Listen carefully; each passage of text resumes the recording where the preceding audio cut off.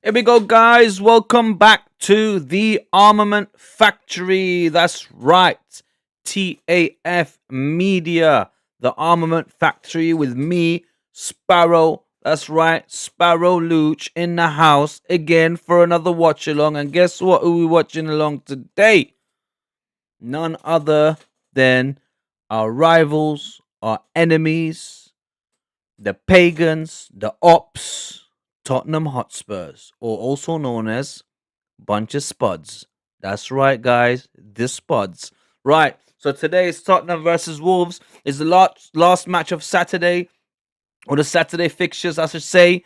So let's see what's going to happen today. Let's see if Tottenham can get another win. Hopefully not. We want them to lose. Liverpool lost today. If Tottenham loses as well, that's a great Saturday. Then all we need is Arsenal to win tomorrow against Newcastle. And that's right, the weekend's a blast! All right, let's go. I'm so excited. Can't wait for this game. I can't wait for the Arsenal game tomorrow. Guys, just a quick roundup of what's happened today. So Manchester City obviously won 5-1. At some point, they were drawing 1-1. And I was hoping that Burnley could get something out of it. But unfortunately, Man City went and drubbed them and destroyed them and finished Burnley off 5-1. That's right. But the match of the day, the match of the weekend, it surely is going to be Crystal Palace Liverpool. That's right. Liverpool's first defeat of the season, guys. Come on. Right, Liverpool's first defeat. Which, to be honest with you, a lot of people was looking at this game as a bit of a banana peel or banana skin game for Liverpool, because Crystal Palace already defeating them in the Community Shield and also playing it very well against them. A lot of people had a feeling that they could do something, and well, look, there you go. They done it. They beat them, and how they beat them as well, with none other than ex-Arsenal footballer Nketiah. That's right. Last minute goal. This time it wasn't Liverpool. This time it was Crystal Palace. However, Liverpool did get back into the game around the 85th, 86th minute, maybe something like that. They ended up drawing, getting the equalizer. And everyone was thinking, okay, maybe it's going to end up as a draw. Liverpool done it again. Got the last minute goal to kind of get something out of the game. However, not today. Today, Crystal Palace went. Computer says no. Sorry, guys. Crystal Palace said no. Last minute of the game, last kick of the game, last ball, last touch, last everything. Here comes Nketiah with a screamer. That's right. It was in the back. I think it was coming from a corner or a cross. Guys, I only watched the highlights, so I will watch the game again later on tonight. But from what I remember, it was either coming from a corner. I believe it was a corner for Crystal Palace. It was the last corner of the game. Somehow they ended up with a corner. They took it. Nketiah was at the back post. Kind of controlled it on his chest as it came to him. They tried to claim for offside. Wasn't. He kind of controlled it on his chest. Then just ripped one into the back of the net, guys. And Crystal Palace did it. They don't do it. They did do a VAR check. And it came on as onside, or it came up as onside for Crystal Palace. So yeah, great win for Crystal Palace, guys. Round of applause for Crystal Palace. Well done. Other than that, we had some other games today. What else happened today? Let me think. I think Sunderland might have just finished against Nottingham Forest. I believe they might have won. Let's just have a look, guys. I haven't actually seen all the scores yet because I've been a bit busy. Because, guys, I work on Saturday. So, I come home, I got to wash, I got to do things. So, I haven't been able to keep up with everything. Chelsea, that's it. Chelsea lost before I even go and check that. I know Chelsea lost was it 2-1 or 3-1 against Brighton, guys? I believe it was 3-1 at the end. They got destroyed by the Seagulls, boy. What is going on this season? This season, a lot of these big boys are up for they're getting knocked off at the top right now. Let's see what are we looking at. So yeah, I believe Chelsea lost 3-1 as well. Let's see what else. Okay, so yeah, Sunderland just won 1-0. Obviously, Crystal Palace we talked about. Brighton, Chelsea, Chelsea, Brighton. Chelsea losing at home to Brighton 3-1. Ridiculoso. Ridiculoso. Leeds United, pardon me, Leeds United, Bournemouth 2-2 as expected. To be honest with you, that's kind of good for Leeds because Bournemouth have been playing very well and they haven't been taking any losses, I believe. They've been just drawing and winning, very similar to Crystal Palace doing very well. But Crystal Palace, I believe that's like no loss in 18 games. Their record is ridiculoso, ridiculoso. But Leeds United, Bournemouth, yeah, 2-2. I mean, it looks better on for Leeds, but Leeds were playing at home. They are very good at home. Man City, like we said, 5-1. And then we're going to have the Tottenham Wolves game right now. So it's the Premier League kicked off very well this Saturday. A lot of good games, a lot of spicy games. But let's see if Wolves can give Tottenham a hiccup. Tottenham been playing very well under Thomas Frank, I must say. I do like him as a manager. I don't like the fact that he went to that club. I don't. I would have rather him went to any other club rather than Tottenham Hotspur because I know he's a good manager. I know he could potentially be a great manager. And I don't like to see Tottenham getting great managers or great players. I just don't. So that was a bit of a shame. But the change and the turnaround of last season and how they were under Ange Postecoglou compared to now with Thomas Frank, it really shows the level of coaching between the two. Because Ange Postecoglou couldn't get a win under his belt or consecutive wins under his belt to save his life.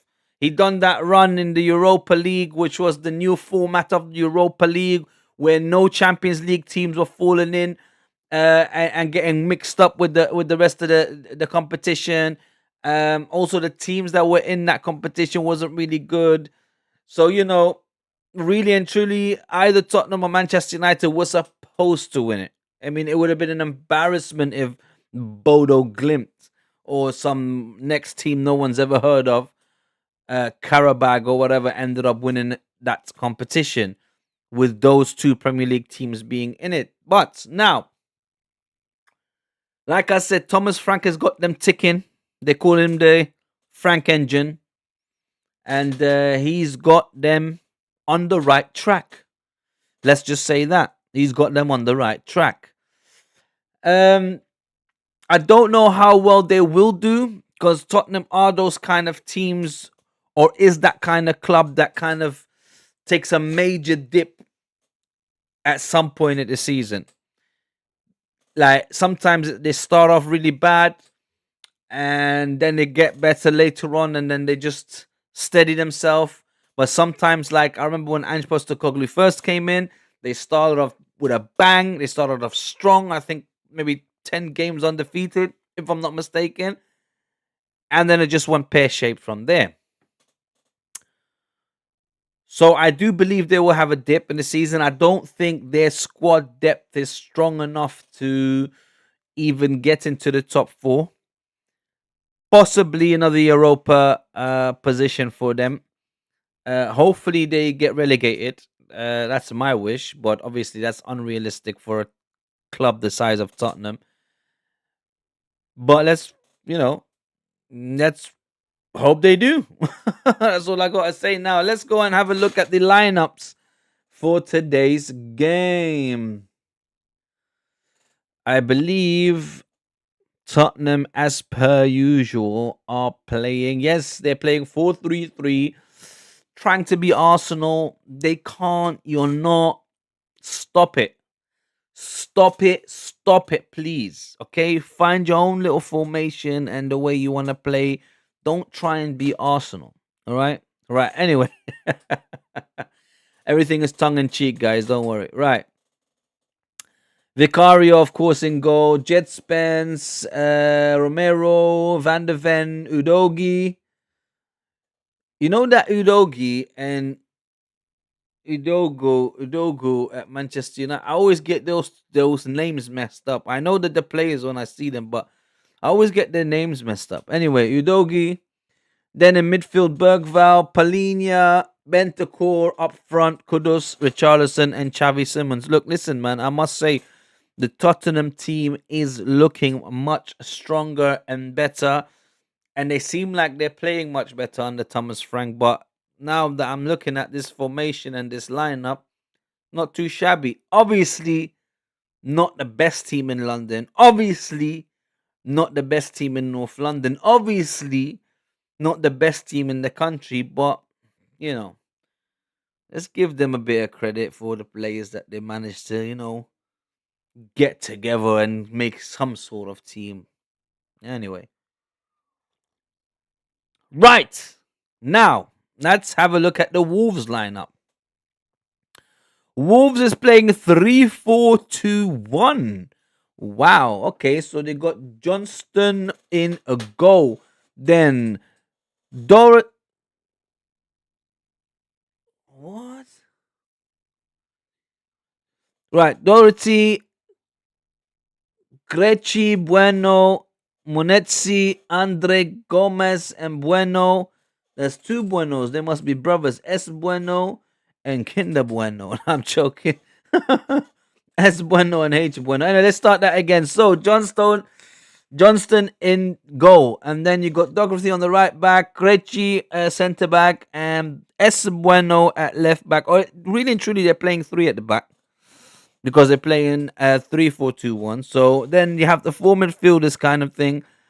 H Bueno, Gomez, Andre, and Munetzi, and then on the right flankish Arias, on the left flankish Wang, and then obviously none other than Strand Larson, who Newcastle tried to buy, and I believe Aston Villa tried to get, is playing as a 9. So that's the lineup, guys, and this is how they're gonna face each other today. But it looks like Sunderland. I'm just looking at the highlights now. It looks like a great free kick into the box. Someone came at the back post. Is that Granit Xhaka? No, it's Alderete. Alderete's goal on 38 minutes. Lovely jubbly, mate. Just at the back post. Headed it in. Very well done, mate. Great poacher's goal, that is. I hope Wolves can do that. I hope Strand Larson today gets a hat trick. Come on, everybody. Strand Larson for the hat trick. Whoop, whoop. They had a lot of chances, though, I must say. Nottingham Forest again. Look, we were talking about Tottenham and Ange Postecoglou. Ange Postecoglou's second reign in the Premier League with another club. This time, Nottingham Forest. A Greek owner getting a Greek manager or Greek Australian manager in to manage his club, who had a manager that was actually doing very well for them in Nuno Espirito Santo. He got them into Europe. He had them competing. He nearly got into the Champions League. If it wasn't for that last sort of few months in the Premier League when they started dipping. But you went from a pretty decent manager to now an awful manager. I mean, look, you're talking about out of the 6 games he's had 3 losses, 2 draws. You're talking about a 3-0 loss to Arsenal, a 3-2 loss against Swansea. Then they drew 1-1 with Burnley. Then they drew 2-2 with Real Betis. And now they've lost 1-0 to Sunderland. That's Ange Postecoglou for you. The Tottenham fans and everyone else used to call him Poster No Clue. He's an imposter with no clue. An absolute imposter with no clue, let alone no clue. He's pretending to be a Premier League manager. I can manage better than imposter no clue. It's just going bad to worse, out of the pan into the fire for this man. I believe he should have went down to the lower levels of English football, learned his trait more in English football, and then got up slowly until he was deserving of that Premier League call. Internationally, he did well. I believe he did well in Australia. I think maybe even Japan. Then he ended up in Scotland. In Scotland, obviously, look, I don't want to get into it, but it doesn't take much to go up there and be Celtic manager and win. That's the God honest truth. It doesn't. I could put my grandma there, and I'm sure she'll probably win the Scottish League. That's the God honest truth. My opinion has always been that Rangers and Celtic should come down to the English leagues. They should be involved in the English league, similar to Swansea and Cardiff.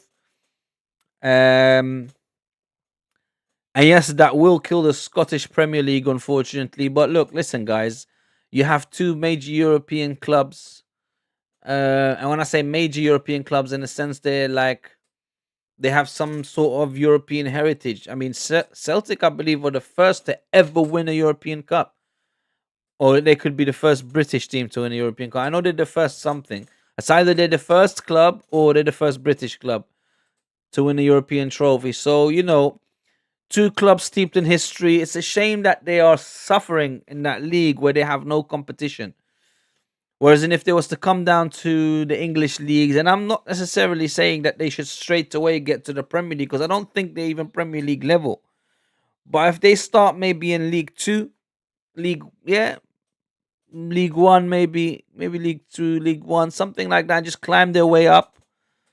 A couple of promotions that will attract players, that will get them to get more players to come in, better players to come in, and then hopefully, if they was to ever get into the Premier League, maybe start competing. You never know. I mean, Swansea was at some point, Cardiff was at some point. Why can that not be Rangers and Celtic? But yeah, so it doesn't take much to go over there, manage and win. So he's tried himself with the fact that Tottenham went in for him. An unproven manager in the Premier League. When there's so many Premier League managers, there's so many proven managers in the English football leagues that could possibly have taken that position. I mean, you're talking about look, Crystal Palace with Glasner, Bournemouth now with the Areola as well. Um, yeah, I mean, look, Premier League has got some of the best, if not the best, managers in the world, even at the mid-table and lower league clubs. So you're telling me Tottenham had to go for an Ange Postecoglou? I mean, I was happy, and to be honest with you, in the beginning, the truth is, in the beginning, I was feeling similarly to how I feel with Thomas Frank. I like Thomas Frank as a person. I like the way he talks. I like his football philosophy. When Ange Postecoglou first came in, I had a similar feeling when I saw him. The way he spoke to the media, the way he was a bit of a character, taking a bit of digs at certain managers, including the Arsenal managers with the nice hair, blah blah blah.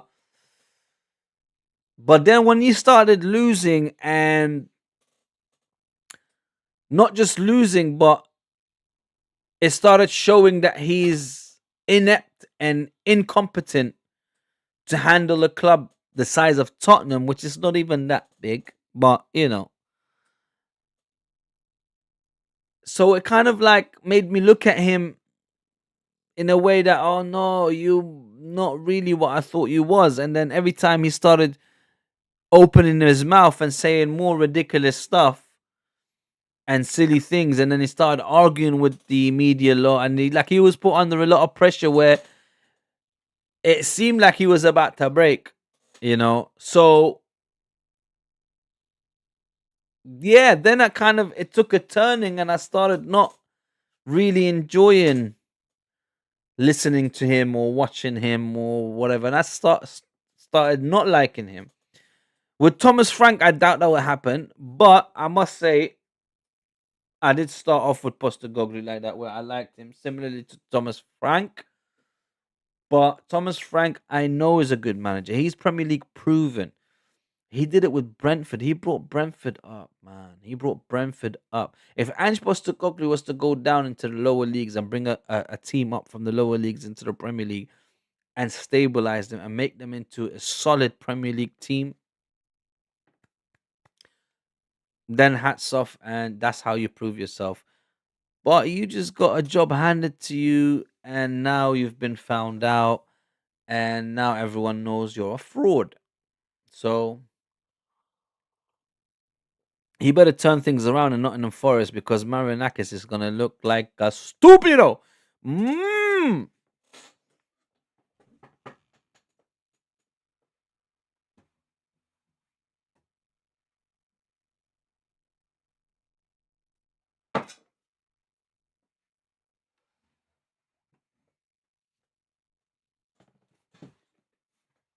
I'll be back, guys. 2 minutes.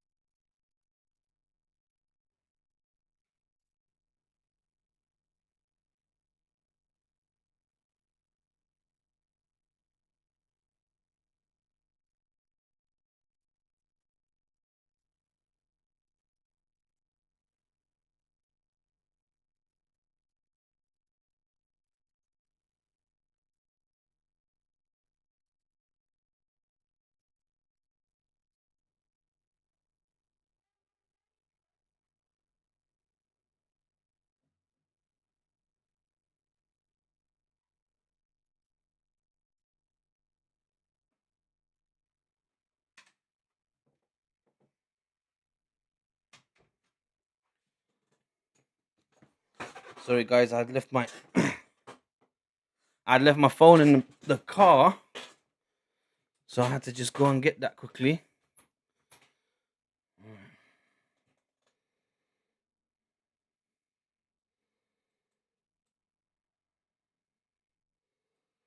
Right, come on, get the game going, guys. Let's go.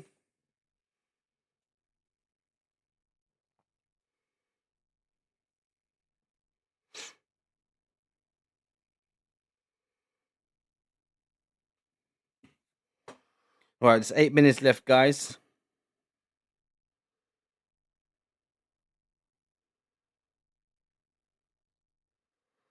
I'm trying to go and look at my fantasy team and see what's happening.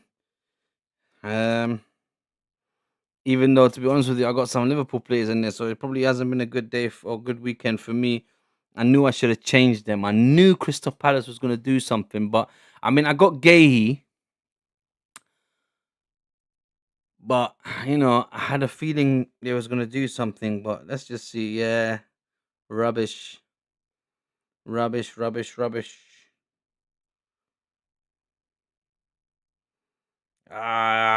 Such a rubbish weekend. So I got 7 points for Gahey.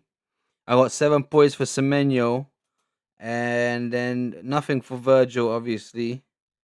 Then Mitoma 2 points, Neto 2 points, and Buemo 2 points, and Jao Pedro 2 points. So I've only got two players. I've only got two players that are able to give me points this week, and it's been a rubbish. It's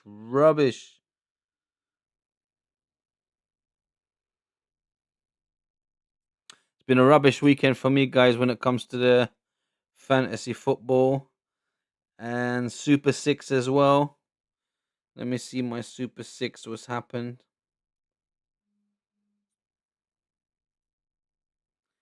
Right, let's see. Well, I got 6 points. That's not bad. I got 2 points for the Crystal Palace game against Liverpool because I had them to win 3-2. So I told you I had them to win.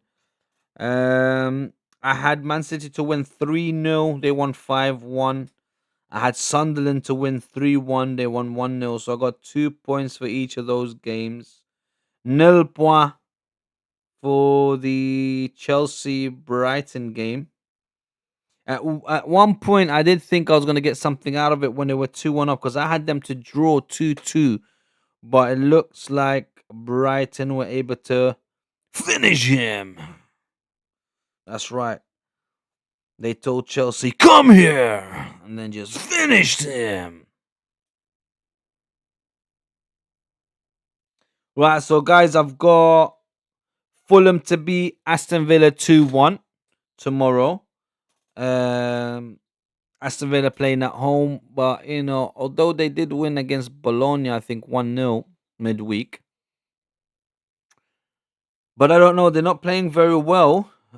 Fulham is playing very well, so I've got Fulham to go there and beat them 2-1 or 1-2, whatever you want to call it. And then I've got Arsenal to beat Newcastle by 2 goals. I like these new adverts that they're doing with these former Premier League managers. You know the adverts they got Tony Pulis, Alan Pardew, and Sam Allardyce, and they're advertising for a company. I don't want to say the name because I ain't getting paid for that. But they're advertising for a company.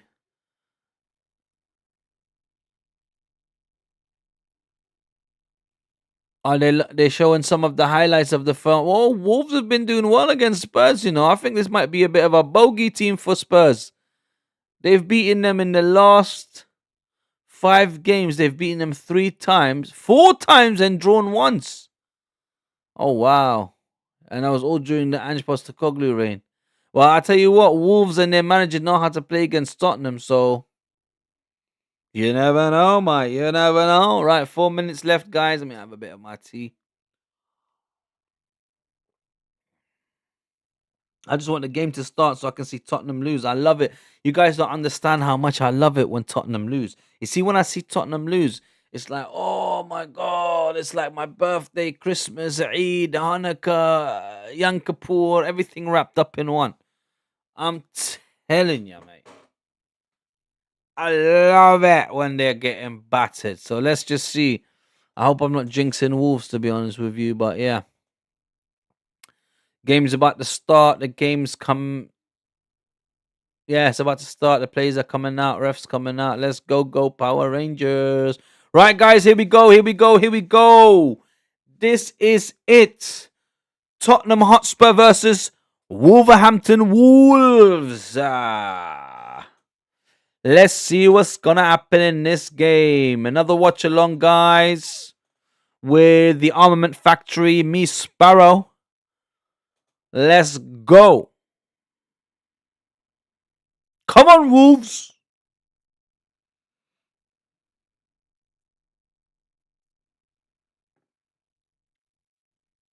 Guys, I might have to put my glasses on. I'm getting old and my eyesight's getting bad.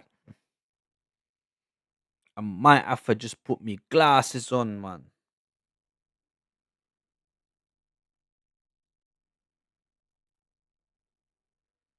Oh, we forgot about the United game today. They got battered by Brentford, of course. How did we forget about that? It's because I was at work. I forgot about it. That was the early kickoff at 12:30 today. Ruben Amorim again got hammered in by Brentford this time. 3-1. And that's Mbuemo coming back to his old team. I'm not sure how he's feeling now, to be honest with you. Right, Tottenham lineup. Vicario in goal. Spence, Romero, Van de Ven, and Udogi at the back. In the middle of the park, Bergvall, Palhinha, and Bentancur. And up front, they have Mohamed Kudus, Richarlison, and Xavi Simons.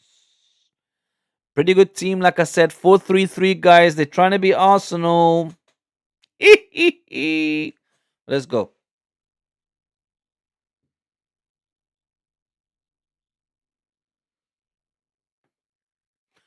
Now, Sam Johnston in goal for Wolves.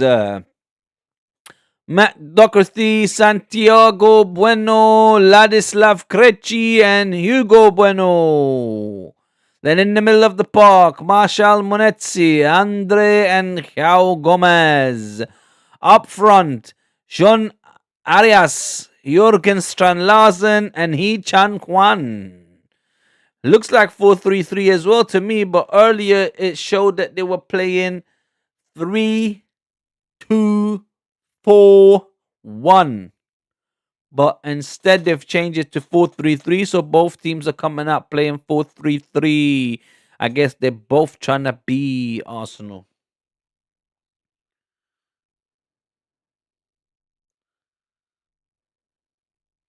So mad how Romero wanted to leave in the summer, and now he's got the captain's armband on. Like he was just about to leave the club, and then they come and they tell him, "What? Nah, man, all that. You are captain now. You have to captain the team, saying."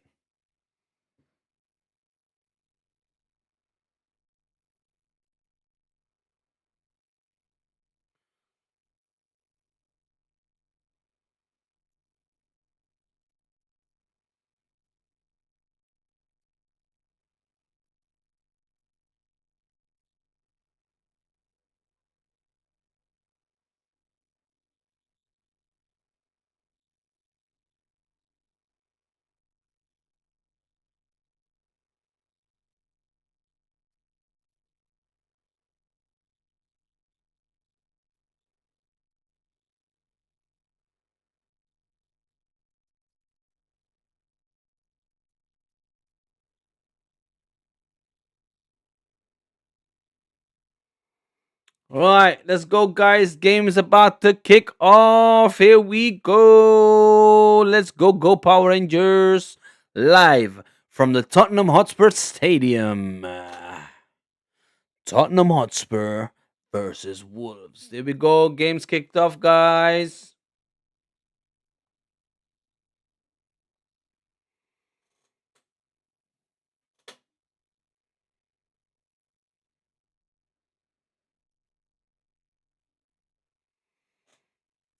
I wonder if Tottenham going to start off on the front foot and just try and attack, and just, pin Wolves down and just try and kind of dead the game early. Because look, they got a throw in already and they're going for the long throw already on the left hand side. With 30 seconds in, Bergvall threw it in but gets headed out by Wolves. And they just about clear it. Kudus chasing it. Kudus got it back. Kudus plays it back now. Spence, Kudus. Kudus on the right hand side. Plays Simmons. Simmons tried to do a little techers. Puts it in the box. Back to Van de Ven. Udogi. Romero. Wow, Tottenham's starting off strong, I must say.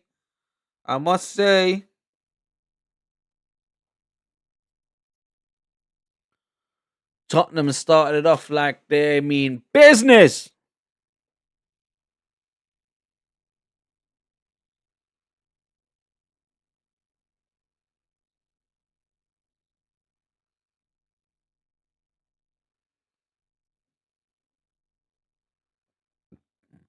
What I mean. Right, another throw. Bergvall again. This time he throws it back. Romero to Spence. Spence looking for Kudus. Kudus put under pressure but got the ball. Spence. And it's a throw in for Wolves.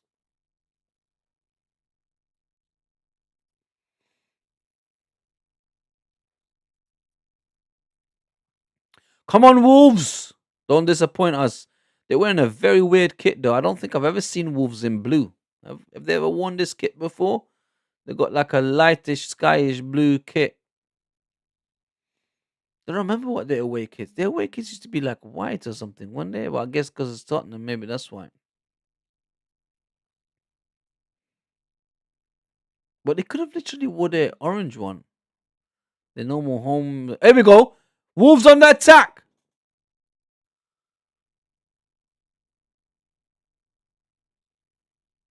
Dorothy plays it back. Bueno.